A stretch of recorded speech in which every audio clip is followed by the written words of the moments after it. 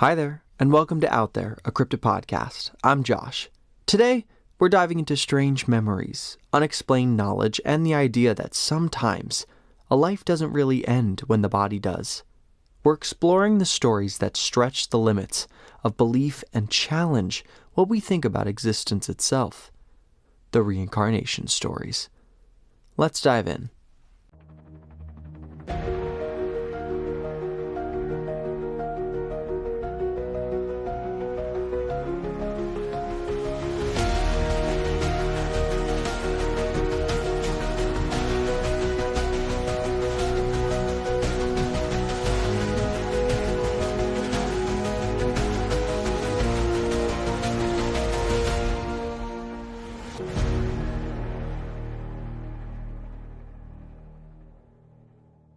We'll get into the reincarnation stories right after this.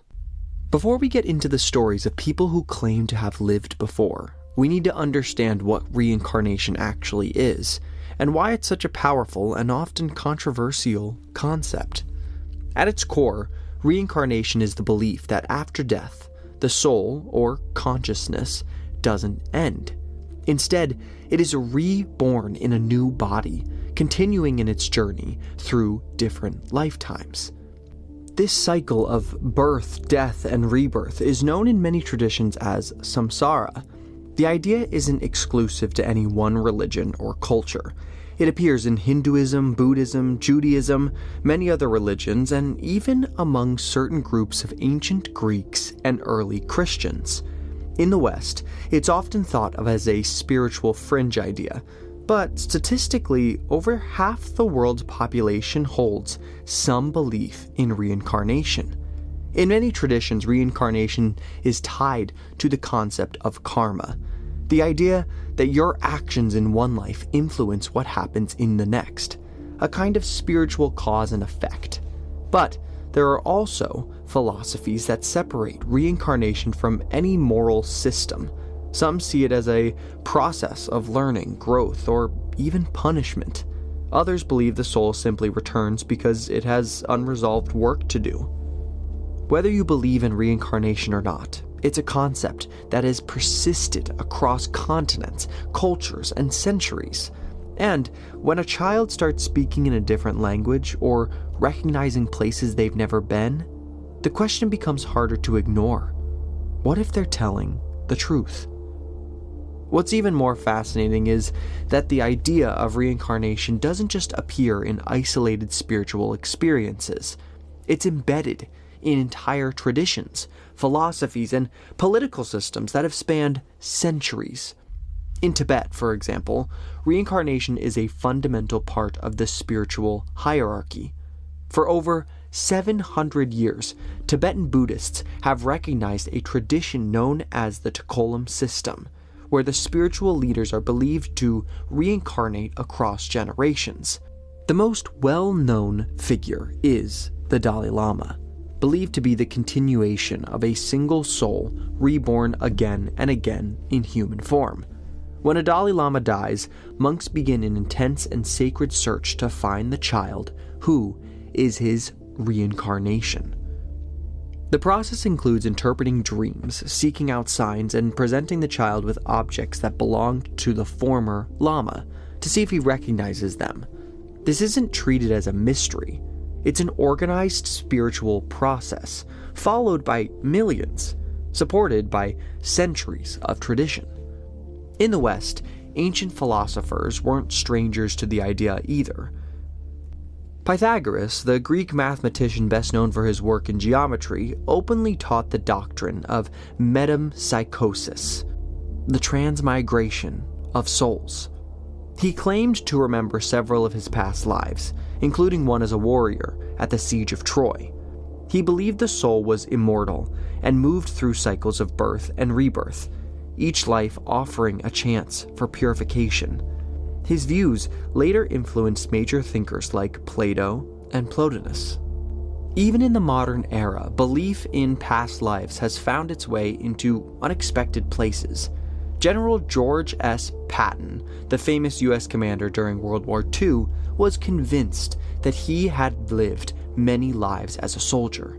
He believed he had fought in Napoleon's army, marched under Alexander the Great, and even served in ancient Rome.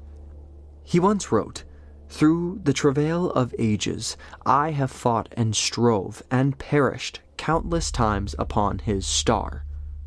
For Patton, reincarnation wasn't just a belief. It was a lived reality that shaped his instincts and decisions on the battlefield. So, when we talk about reincarnation, we're not just talking about mysticism or the unexplained memories of a few strange cases. We're talking about an idea that has shaped civilizations, guided religious systems, and captured the imagination of some of the most brilliant minds in history. And that brings us to the stories themselves. The real people, often children, whose words and memories seem to echo from lives long past.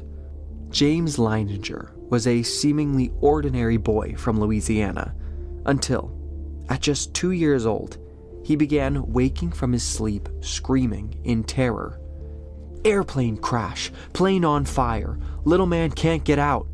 His parents, Bruce and Andrea, were initially baffled.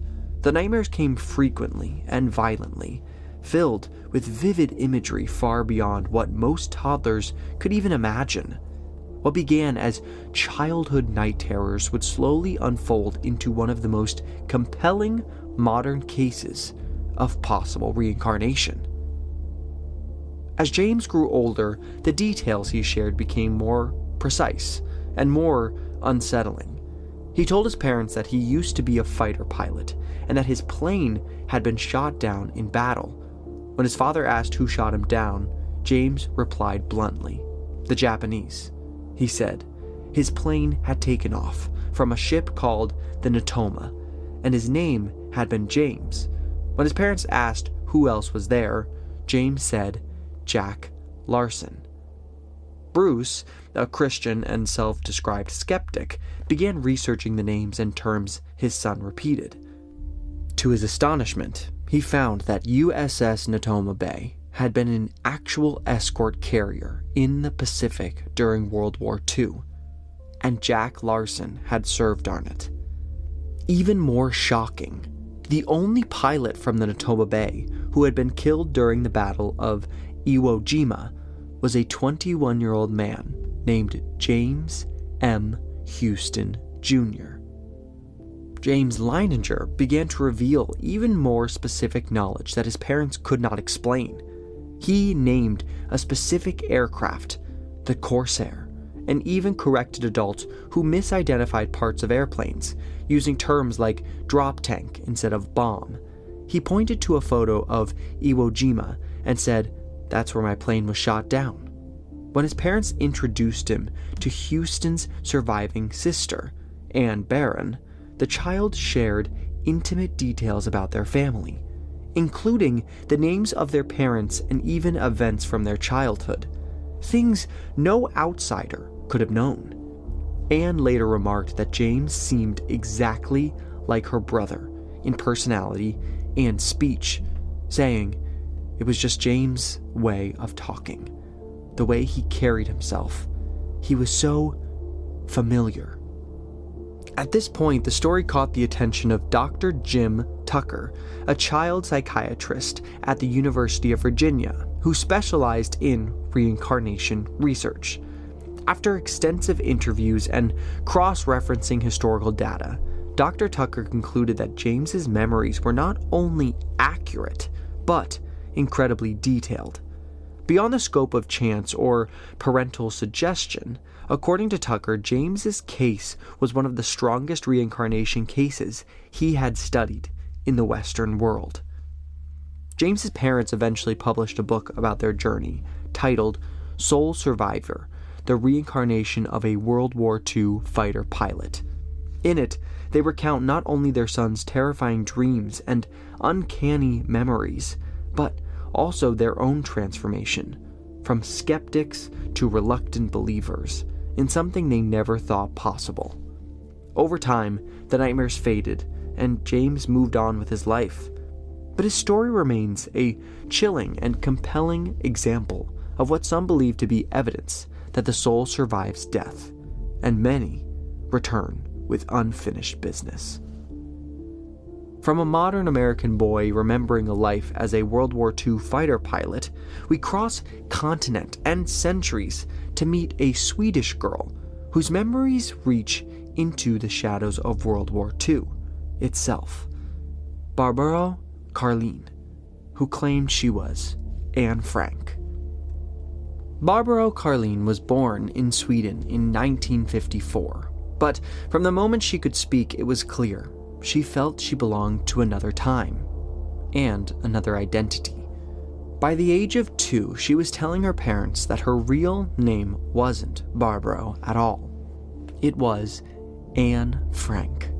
Her mother, puzzled and concerned, dismissed it as a child's imagination. But Barbro's insistence only grew stronger, along with an acute sense of fear, discipline, and vivid memories that didn't belong to her current life. Barbro claimed to remember being taken from her home, hiding in a small room, and eventually being captured. She spoke of Nazi soldiers, the fear of being found, and even described details of life in hiding that were eerily consistent with the real Anne Frank's life. But what truly startled her parents was that Barbro had never been taught anything about the Holocaust, nor about Anne Frank. Her family wasn't Jewish, and this was long before Holocaust education was common in Sweden. Things escalated when Barbro was around 10 years old. On a family trip to Amsterdam, her parents decided to visit the Anne Frank house without telling her where they were going. As soon as they arrived in the area, Barbro began to panic. She told them she didn't want to go in. When pressed, she said something strange. "They'll hurt me again." But once inside the house, her fear shifted to something deeper. Recognition. She led her parents from room to room, pointing out where furniture had been, describing photos that used to be on the walls before the museum was curated. At one point, she told a guide that there was once pictures of movie stars above the bed in the room Anne shared.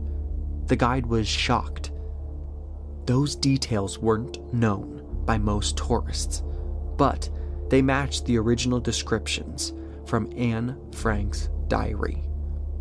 As she got older, Barbro struggled deeply with her identity. The memories of her past life haunted her, leaving her feeling disconnected and misunderstood. She began to write poetry and prose from a young age. Her work was mature beyond her years and carried themes of trauma, exile, and inner strength. At just 12 years old, she published her first book of poetry, Man on Earth, which became one of the most celebrated literary debuts in Swedish history. Her voice, both poetic and personal, felt like it belonged to someone who had lived far more than a single lifetime. In adulthood, Barbro eventually revealed her belief publicly. She was the reincarnation of Anne Frank. She met Buddy Elias, Anne Frank's cousin and last living close relative, and they reportedly had a deep, instant connection. Elias, who had been skeptical of reincarnation, later stated he believed Barbro's claims were genuine, especially because she knew personal details about Anne and their family that had never been made public. Unlike many reincarnation stories that fade as children grow up, Barbro's memories and convictions only deepened with time. She never claimed her story was meant to convince the world, only that it was her truth, and one she had to make peace with.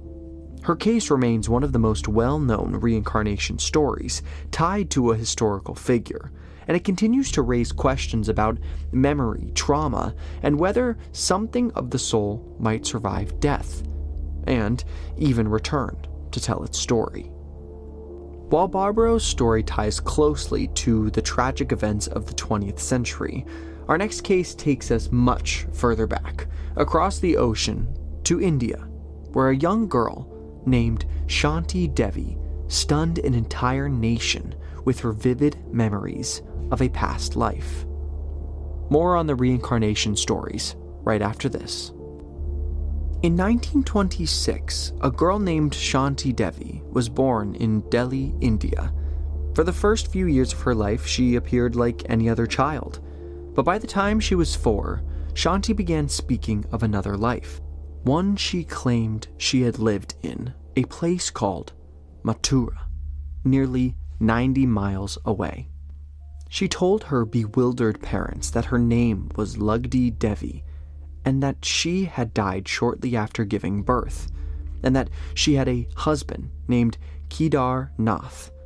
She spoke of her former home in stunning detail and even recalled specific shops, temples, and family customs from the town she insisted she once lived in. Her parents initially dismissed her claims as childish fantasy, but Shanti was persistent. She not only remembered her previous husband's name and profession, he was a merchant who sold textiles, but also recalled the layout of their home, conversations they had had, and even specific dishes she used to cook. Word of her story began to spread, eventually attracting the attention of school officials and local journalists. In an attempt to test her, the authorities sent a letter to the man Shanti claimed was her husband. To everyone's shock, a man by that name wrote back, confirming that his wife, Lugdi, had indeed died about a decade earlier during childbirth, just as Shanti had described. Curious and skeptical, Kedar Nath agreed to visit Delhi under an alias, accompanied by a relative. Without any hesitation, Shanti recognized him immediately.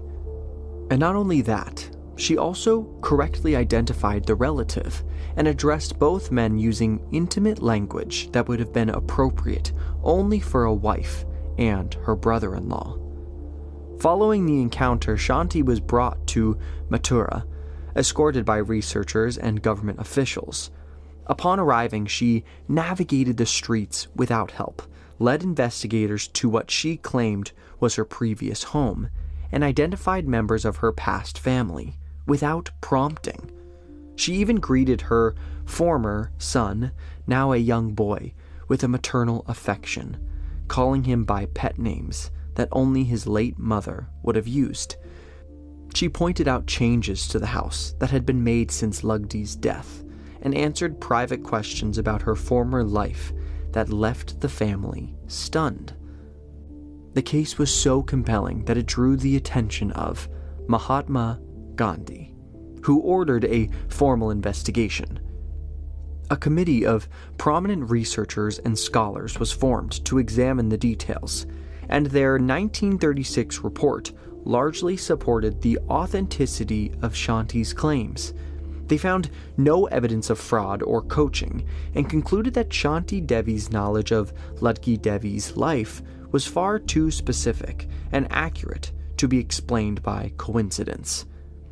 As she matured, Shanti eventually stepped away from the spotlight, but she never recanted her memories. She lived a quiet life, avoiding fame, and maintained her belief in the truth of her past experiences until her death in 1987. To this day, the case of Shanti Devi is considered one of the strongest and most thoroughly investigated reincarnation stories ever recorded. It continues to challenge scientific assumptions about memory, identity, and the nature of consciousness, and it remains a cornerstone in discussions of life after death in both Eastern and Western thought. From the bustling streets of India, we now journey to the ancient sands of Egypt, where Dorothy Eddy, better known as Seti, lived a life that bridged millennia, claiming to be a priestess from the time of the pharaohs. Born in London 1904, Dorothy Eddy lived an unremarkable life until age 3, when she fell down a flight of stairs and was pronounced dead. But just an hour later, she inexplicably woke up, seemingly unharmed. From that moment on, Dorothy was different. She began behaving strangely, asking to be taken home, and becoming withdrawn and anxious. She would cry to her parents that she'd been taken away from her people, and when they brought her to the British Museum's Egyptian exhibition for the first time, she ran through the halls, kissing the feet of the ancient statues, calling them her family. Her obsession with ancient Egypt only deepened as she grew older. Dorothy claimed she had once lived a past life as a woman named Bentri Shet, a young temple maiden in the ancient city of Abydos during the reign of Seti I, around 13,000 BCE. According to Dorothy, she had been initiated as a priestess of Isis, had a secret love affair with Pharaoh Seti I, and became pregnant with his child. Because of the temple's strict vows of chastity, she took her own life to avoid shame and punishment. These memories came to her not all at once, but in powerful waves, through dreams, trances, and automatic writing, all of which she recorded in meticulous detail. As an adult, Dorothy moved to Egypt, married an Egyptian man, and gave birth to a son, earning her the nickname Seti, meaning Mother of Seti. But her memories of ancient Egypt only intensified. She claimed to communicate with the spirit of Hora, an entity who revealed secret knowledge about the ancient world. Her descriptions of temple rituals, hieroglyphics, and even lost ruins were so accurate that they stunned professional Egyptologists. At the Temple of Seti I in Abydos, where she eventually worked as a researcher and translator, she correctly identified locations of hidden chambers and underground features that had not yet been excavated. Details later confirmed by archaeological digs. Despite the mythical nature of her story, Seti gained the respect of the scholarly community. She worked with renowned Egyptologists and helped preserve and document the temple's structure and inscriptions with extraordinary precision. Many of her colleagues admitted they could not explain how she knew the things she did, especially when her knowledge matched texts or findings that were not publicly known at the time. Dorothy spent the last decade of her life in a modest home near the temple ruins, living in devotion to the ancient world she claimed to be once a part of. She continued to write, research, and serve as a bridge between ancient history and modern curiosity. Until her death in 1981, she remained steadfast in her belief that she had lived before, and that the memories were real, and that death was merely a doorway back to where we came from. The story of Seti is often cited not only as a fascinating case of reincarnation, but also as a spiritual and historical mystery, one in which the past may have literally reached out through time to remind us that some things are never truly forgotten. These stories of famous past lives are compelling, but some of the most chilling cases come from quieter, lesser-known corners of the world. Take, for example, a boy from Thailand who spoke of a life cut short in a violent, haunting way. Not all reincarnation stories are high-profile or tied to famous people. Some of the most unsettling cases are the obscure ones, the ones that never make it to books or documentaries, but stick with you long after you hear them. One of those comes from Thailand. A young boy named Chennai began speaking about a past life at just 3 years old. He told his grandmother that he had been a school teacher in a nearby village, and that he had been shot in the head while riding his bike to school. He gave the full name of his previous self, described the location, and even named the shooter. What made this case eerie was that he was born with 2 distinct birthmarks, a small circle, one on the back of his head, and a larger, distorted mark on his forehead. These marks corresponded perfectly to an entry and exit wound from a gunshot. His family eventually visited the village he described, and sure enough, the details checked out. A teacher had been murdered, just as he said, and his description of the man's home and habits matched reality. There was no known connection between the two families, and the boy was far too young to have picked up these details in any other way. It's one of those cases that didn't get global headlines, but it's been cataloged in scientific reincarnation research because of its strange physical evidence. You won't see this one on Netflix, but that's exactly what makes it so haunting. Now that we've heard some of these astonishing cases, it's fair to ask, has anyone actually tried to study this? Not just believe it, but investigate it, with structure, data, and academic discipline? Yes, and the name you need to know is Dr. Ian Stevenson. Beginning in the 1960s, Dr. Stevenson, a psychiatrist at the University of Virginia School of Medicine, set out to do something no one in the West had really attempted before: study reincarnation as a clinical research subject, not as folklore or religious belief. Over the course of nearly 4 decades, he collected and analyzed over 2,500 cases of children from around the world who claimed to remember previous lives.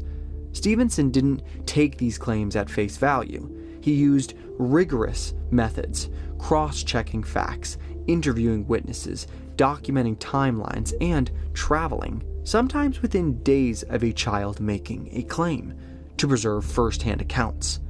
Many of the children he studied were between the ages of 2 and 6, the exact window in which these memories most commonly emerge, and often fade.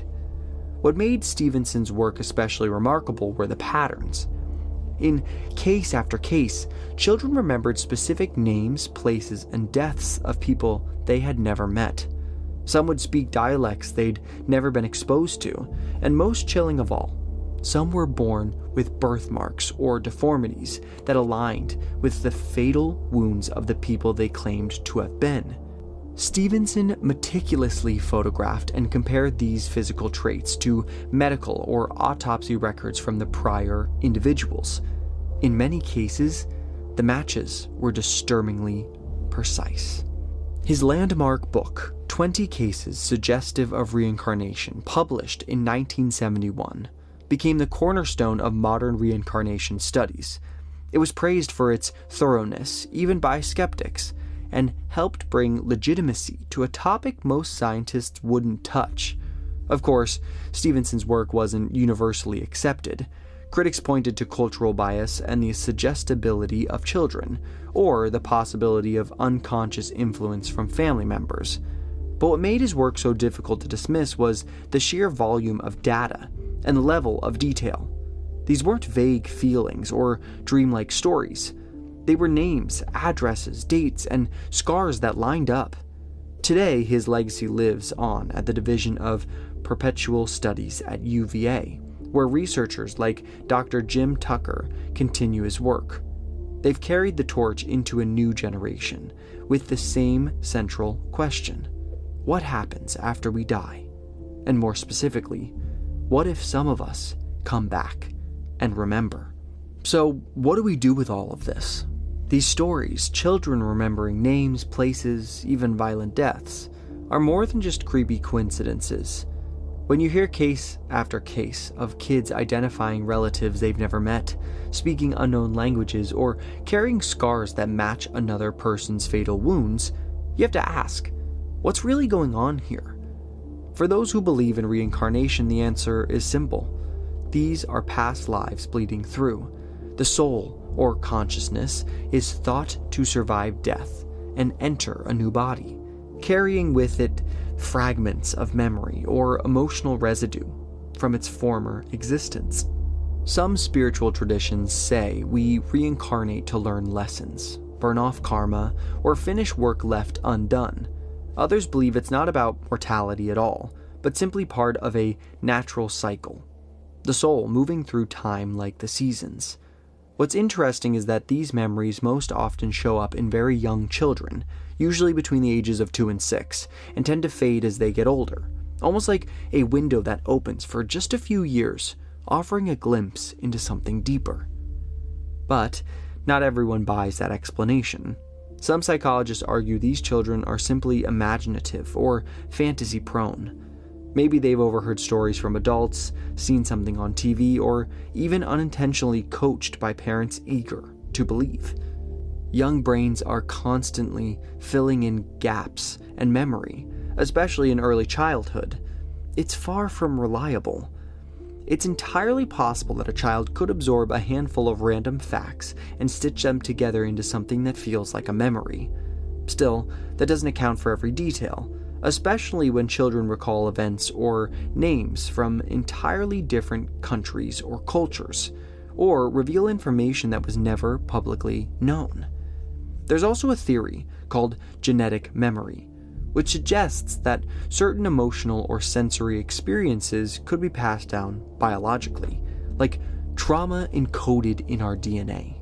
Some studies have shown that children and grandchildren of trauma survivors can exhibit symptoms of events they never lived through. Could some memories, especially the most intense ones, be inherited across generations? It wouldn't be traditional reincarnation, but it would suggest that memory goes much deeper than the brain. And then there's the more radical possibility. What if consciousness doesn't live inside the brain at all? Some researchers and philosophers have proposed that the brain might be more like a receiver than a generator, turning into a wider field of consciousness, the way a radio picks up signals. If that's true, then maybe the soul, or whatever you want to call it, doesn't end with death. Maybe it changes frequency. And maybe, just maybe, it finds its way back. More on the reincarnation stories right after this. These cases are some of my absolute favorite stories of the unknown. There's something deeply captivating about the idea of past lives and reincarnation, not just as belief system, but as a mystery that we keep bumping into over and over again. I love the thought that a soul might return to Earth time after time to live again, to love again, to make different choices, or maybe even to fix what it couldn't get right the first time. What makes it even more fascinating is when reincarnation stories connect to famous people or historical figures. The idea that someone today might have once walked through ancient Egypt, fought in a forgotten war, or lived a life that shaped history. It's wild, but in the best way possible. And it makes you wonder, how many people out there might carry memories like this, but never speak up? How many stories never get told because they're too strange to believe? Sometimes, I think about people in high positions of power, leaders, visionaries, creatives, celebrities, and I wonder, have they done this before? Is that why they rise again and again, lifetime after lifetime, somehow drawn to the spotlight or the throne or the battlefield? Maybe it's just a coincidence, but maybe, just maybe, there's something older behind the scenes, something timeless, coming back to play the game all over again. Whatever the truth is, I think that's what makes reincarnation so powerful. It reminds us that life might be bigger than what we think, that we're not just here once, burning bright and vanishing, but part of something longer, deeper, and stranger than we'll probably ever understand. So, what do you think? Are reincarnated people really out there?